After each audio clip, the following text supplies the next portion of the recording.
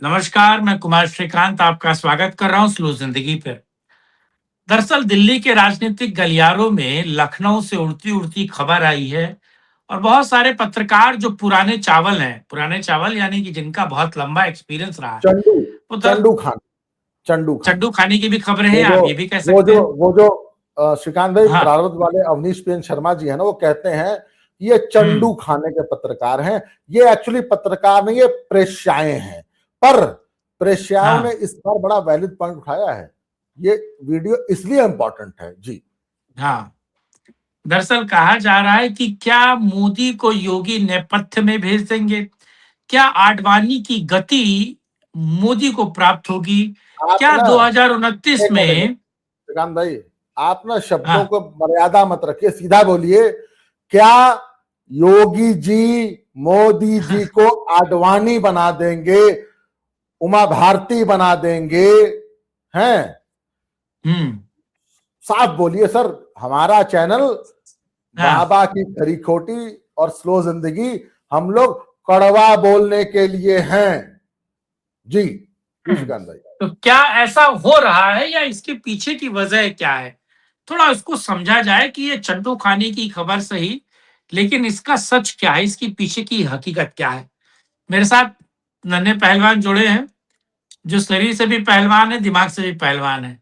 जरा इनसे समझते हैं कि इस राजनीतिक चर्चा का दरअसल मतलब क्या है। नन्हे भाई, आपका बहुत स्वागत है। क्या कह रहे हैं नन्हे भाई, लग रहा है क्या आडवाणी की गति को प्राप्त होंगे मोदी श्रीकांत जी? भाई एक बात बताऊं आपको मैं, समय की मांग है योगी। 2024 में विधानसभा का चुनाव हो रहा था हरियाणा, फिर हुआ महाराष्ट्र। हम लोग महाराष्ट्र गए, मैं और बाबा जी। देखिए, हम एक बात कहते हैं, हम पिता पुत्र इस बात के लिए, देखिए हमारा मुकाबला कोई कर नहीं सकता पूरे सोशल मीडिया पे या मेन स्ट्रीम मीडिया पे। हम जमीन पे जाके हकीकत बताते हैं। जब पूरा बिहार इलेक्शन लोग कह रहे थे कि 120 130, मतलब भाई 112-15 जितनी सीटें हैं जीतने के लिए, उससे 5-10 सीट बढ़ा रहे थे। पटना में बैठे बहुत राष्ट्रवादी पत्रकार भी हैं, नाम नहीं लूंगा, वो भी कह रहे थे कि 120-30 सीट आ जाएंगी। तो हमने अपने चैनल पे कहा था अब की बार 200 पार, 180 मिनिमम, 180 से 207 सीट, मतलब 180 से 1207। क्यों? क्योंकि गए थे, बंगाल जा रहे हैं आप, मैं और बाबा जी। श्रीकांत भाई, जमीन पे आप उतरते हैं ना, तो आपको जमीनी हकीकत पता चलती है। महाराष्ट्र गए थे हम लोग, तो एक व्यक्ति था जिनका प्याज का एक बड़ा सिस्टम था। वो प्याज के व्यापारी भी थे, प्याज के कारोबारी भी थे, और उनका प्याज का प्रोडक्शन भी था, और वो सब कुछ था उनका। प्याज से मतलब प्याज का काम थे। वह आपको जो पता ही है कि प्याज का एक बहुत बड़ा व्यापार महाराष्ट्र से होता है। उनसे हमने बात की, गंवई थे, किसान आदमी थे और व्यापारी भी थे। हमने पूछा कि इस बार क्या है जी महाराष्ट्र में? तो बोले महाराष्ट्र में तो कांग्रेस आएगी, पर पंथ प्रधान योगी जी। मतलब चुनाव विधानसभा का है, पर वो आदमी कह रहा है कि नहीं, विधानसभा में कांग्रेस आ सकती है हमारे यहां महाराष्ट्र में, पर अगला पंथ प्रधान तो योगी बनेगा। ये 2024 के महाराष्ट्र इलेक्शन की बात कर रहा हूं मैं। श्रीकांत जी, आप एक बात बताइए ना, योगी जी बैठते हैं लखनऊ में, आते हैं उत्तराखंड से, पर महाराष्ट्र का एक कांग्रेसी वोटर, कांग्रेसी व्यापारी योगी जी की डिमांड कर रहा है। क्या मोदी जी को पता नहीं है? अब मैं आता हूं दूसरी बात पे, एक और एग्जांपल देता हूं। 17 का चुनाव, यूपी विधानसभा, मनोज सिन्हा मेरे जिले से आते हैं, मोहम्मदाबाद तहसील से आते हैं। अगर आपको बनारस या लखनऊ जाना है ना, तब ये एक्सप्रेसवे नहीं बना था, जो लखनऊ से जो गाजीपुर या जो बक्सर जाता है, वो तब बना नहीं था। तो उस वक्त बेस्ट होता था कि भैया आप पहले आओ बनारस, बनारस से फिर आप 4 लेन पकड़ के आप निकल जाओ लखनऊ। तब वो भी बुरे हाल ही था। वो तो बाद में गडकरी जी ने और योगी जी ने बनवा दिया, जो बनारस लखनऊ है।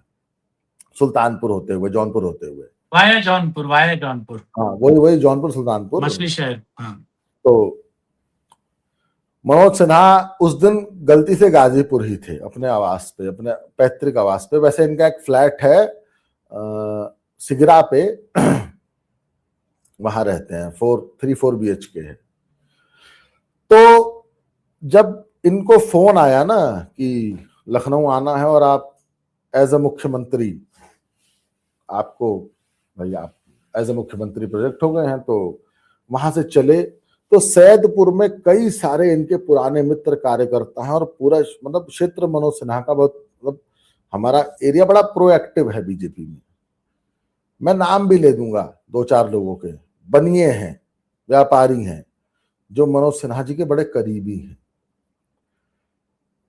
उस दिन मैं सर वहीं था और मनोज सिन्हा ने जिस तरह से उन लोगों से व्यवहार किया, शॉल, पगड़ी, माला, और उनके चेहरे पर जो उत्साह था सर, यूफोरिया समझते हैं आप ना, यूफोरिया था कि अब मुझे दिल्ली जाना है, लखनऊ जाना है, अब तो मैं मुख्यमंत्री बनूंगा उत्तर प्रदेश का। सर उत्तर प्रदेश जैसा राज्य, 80 लोकसभा सीट, सर 28-30 करोड़ का राज्य, सर उसका मुखिया बनना मतलब देश पे राज करना। और मनोज सिन्हा जैसा आदमी, जो वैसे कहना नहीं चाहूंगा, बुरा लगेगा उनको, 7 बार लड़े हैं, 5 बार हारे हैं, बस 2 बार जीते हैं। ये उनका राजनीतिक करियर है। मनोज सिन्हा के एक भाई को मुख्तार ने मोहम्मदाबाद में निपटा दिया था। सर डेड बॉडी पड़ी थी, मनोज सिन्हा लेने नहीं गए थे। बस इतने बड़े राजनेता हैं, ये जान लीजिए, पुरानी बातें हैं, चलिए इस बात को छोड़िए। फिर सर बनारस से काल भैरव, विश्वनाथ जी, संकट मोचन, भाई 3 शक्तिपीठ बनारस के, तीनों पे दर्शन, और फिर लखनऊ की तरफ प्रस्थान। जौनपुर और सुल्तानपुर के बीच में एक जगह पड़ती है बदलापुर, वहां पे एक फोन आता है, गाड़ियां मुड़ती हैं और back to the pavilion, Sigra पे अपने उसी फ्लैट पे वापस आते हैं। और एक फोन जाता है सर गोरखपुर कि प्राइवेट चार्टर प्लेन आपका इंतजार कर रहा है, आपको दिल्ली आना है तुरंत। और 45-50 मिनट की, 1 घंटे की फ्लाइट है। योगी जी दिल्ली पहुंचते हैं और अगले दिन योगी जी मुख्यमंत्री बनते हैं। किसने किया, क्या किया? नाम आता है कि राजनाथ सिंह की गेम थी। नाम आता है कि राजनाथ सिंह ने संघ में फोन किया कि क्योंकि ये मनोज सिन्हा चाटुकार है गुजरातियों का, अंबानी अडानी का, योगी मोदी का नहीं। मैं नहीं, देखिए मैं योगी जी की बड़ी मैं तो समझदार समझ जाएंगे मैं किसकी बात कर रहा हूं। तो सर श्रीकांत भाई, योगी जी मुख्यमंत्री बन गए और योगी जी का चार्म आपको मैंने बता दिया ना। वो बिहार जाते हैं, वो बंगाल जाते हैं। आप एक बात बताइए श्रीकांत भाई, अगर योगी जी को बंगाल का चार्ज दे दो तो ममता बनर्जी बीजेपी के किसी कार्यकर्ता की हत्या करा देगी? औकात है? योगी जी अगर देश के गृह मंत्री हो तो ममता वो हिंसा करा देगी? बीएसएफ का एक अधिकारी 96 करोड़ 76 लाख कैश, आप सोच सकते हो कि योगी जी अगर ऐसा आदमी हो तो वो करा देगी? तो मैं सिंपल एक बात कहता हूं कि Modi ji wants to happily lose Bengal. वो मकबूल फिल्म में ना एक डायलॉग है नसीरुद्दीन शाह और ओमपुरी का, वो संवाद है, आग के लिए पानी का डर बना रहना चाहिए। नॉर्थ इंडिया जीत लो, सेंट्रल जीत लो, हैं ईस्ट वेस्ट जीत लो, पर साउथ को हार जाओ, क्योंकि अरे मोदी है तो मुमकिन है। नहीं सर, नहीं चलेगा। और सर एक बात बताऊं, योगी जी निर्मोही है। और योगी जी, श्रीकांत में बड़ा लंबा वक्तव्य होगा मेरा, आपको कोई सवाल नहीं, आपने मुझे रोका नहीं, बड़ा आपका धन्यवाद दूंगा मैं। हम आपको टोक देते हैं, बड़ा बुरा भी लगता है क्योंकि कुछ मन में कुछ विचार आ जाते हैं, इसलिए रोक देता हूं आपको मैं। सर योगी जी निर्मोही है, संत आदमी है सर। आज बाबा जी पे, मुझ पे, आप पे एक पता है हमारा कैरेक्टर असोसिएशन हो रहा है, हम एंटी मोदी हो गए हैं। नहीं, हम प्रो हिंदुत्व हैं। और सर समय की डिमांड है, अगर मोदी जी बंगाल में सनातनी हिंदुओं का विध्वंस नहीं रोक पा रहे हैं, उनका नरसंहार नहीं रोकेंगे, तो मैं इस मंच से खुलेआम कह रहा हूं कि we don't need Narendra Modi any more. तो मोदी जी का हश्र अब योगी जी को आडवाणी जी से बदतर करना चाहिए।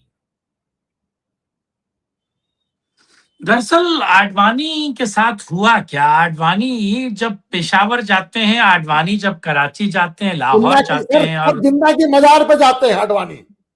आ रहा हूं मैं, जिन्ना की मजार पर जाकर जिन्ना के कसीदे पढ़ते हैं और जिन्ना के शान में तमाम तरह की चीजें करते हैं, तो वो लौह पुरुष जिसको हमने 92 में बाबरी विध्वंस में देखा, जो सर जनसंघ श्रीकांत जो भाई, फिर आपकी जनसंघ को बात जिसने, काटूंगा, आपकी हाँ, श्रीकांत भाई बात काटूंगा, आप जरा साइलेंट होइए। मैं आज भी कहता हूं कि आडवाणी, अटल, उमा भारती, वो हमारी साध्वी, वो जो बनारस से सांसद थे मुरली मनोहर जोशी, ऋतंभरा, और उस वक्त का साध्वी सर ऋतंभरा, जो कुछ भी था, जसवंत सिन्हा, वो सारे सर वो नींव का वो पत्थर है। वो सर होता क्या है ना सर, कहते हैं कि tip of the iceberg, iceberg जितना दिखता है सर ना, वो सिर्फ 2% होता है, 98% जमीन के नीचे होता है। सर ये भाजपा के वो नींव पत्थर हैं जिनका मैं जीवन भर सर अच्छे मन से स्मरण करूंगा। पर सर समय परिवर्तन मांगता है, और मोदी 16.5 साल, 16 साल 9 महीने कुछ दिन का रिकॉर्ड तोड़ने न बैठे नेहरू का। समय है, समय से रिटायर हो जाएं इज्जत से। सर गांगुली, धोनी, इन लोगों ने बेइज्जती कर रिटायरमेंट ली है सर, बेइज्जत होके। कोहली, रोहित शर्मा टाइम से T20 छोड़ा, टाइम से टेस्ट छोड़ा, सिर्फ वनडे खेल रहे हैं।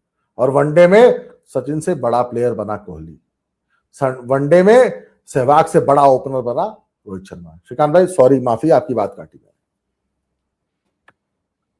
मुझे लगता है कि कम बातों में आपने चीजों को समझा दिया और लोगों तक ये मैसेज पहुंच गया कि समय है कि अगर हाँ, मोदी जी नहीं सुधरते हैं तो योगी को नहीं नहीं सर, नहीं थोड़ा नहीं, उनको जिन्ना, आप जरा टोन माइल्ड करिए। मतलब मोदी जी अगर बदलाव नहीं लाते हैं, अपने आप को सीधी बात, चेंज नहीं करते हैं, यूजीसी पे अगर एक हमसे गलत निर्णय हो गया है तो हम नहीं कह रहे कि मोदी जी को हटा दो, नहीं भाई, आज मोदी देश की नीड है। मोदी के पास अभी भी सर पूरा 26, पूरा 27, पूरा 28, 3 साल 36 महीने का कार्यकाल है मोदी जी को। पर सर कहीं ना कहीं पूरे देश को ये बताना पड़ेगा कि मैं ना सवर्ण विरोधी हूं, ना मैं ओबीसी विरोधी हूं, ना मैं SC ST विरोधी हूं, मैं सनातन राष्ट्र देश की बात करता हूं। पर सर ये बोलना पड़ेगा खुले मन से, खुले मन से, खुले मंच से। श्रीकांत भाई मेरा बस ये लेकिन एक इतना सा विद्रोह है। आडवाणी, मोदी को आगे आने के लिए आडवाणी को कैसे कैसे उनका राजनीतिक वध करना पड़ा, अगर मैं उस दूसरी भाषा में कहूं, राजनीतिक वध करना पड़ा। क्या योगी इस राजनीतिक वध को कर पाएंगे, ये बड़ा सवाल है।